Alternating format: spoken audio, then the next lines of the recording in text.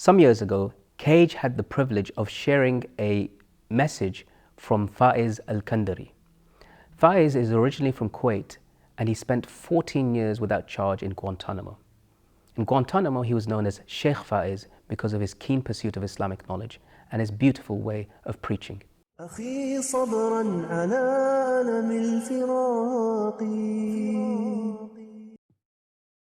If you were to meet him for the first time, you would never think that he'd been released from Guantanamo, one of the world's most notorious prisons. His warmth and positive spirit and his gentle way of talking about Islam are not only unchanged, they seem to have increased through these 14 years of tests.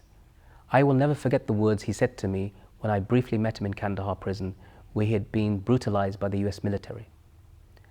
Farajun Qareeb, he said. Deliverance is close, as he passed my cell. He was right. My deliverance only took 3 years, but he had to wait 14 years.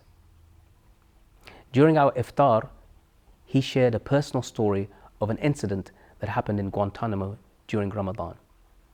But this story wasn't just to pass the time, it was to make us reflect on some deeper thing. This is something that learned Arabs often do to convey a lesson in a gentle way. Allah subhanahu wa ta'ala himself, the one who cannot be compared to anything else, does this in the Quran. He relates to us the most beautiful stories in order to teach us. A guard once said to Fayiz, "You are very strong." And Fayiz replied, "No, we are humans. We are tired sometimes, we feel weak sometimes. We are humans, but there is something that keeps us strong." The soldier interrupted him and said, "I know, it's the Quran."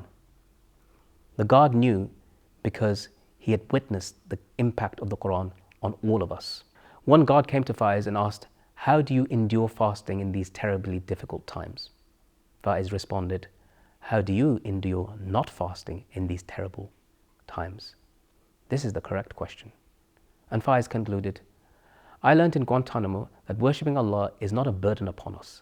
On the contrary, it relieves us from the stress of life. We derive patience and love from worshipping Allah. It assists us to change our community for the better and not to be changed by our community for the worse."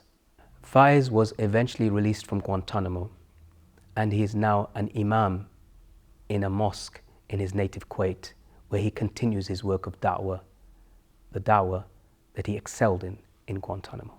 أخي صبرا على ألم الفراق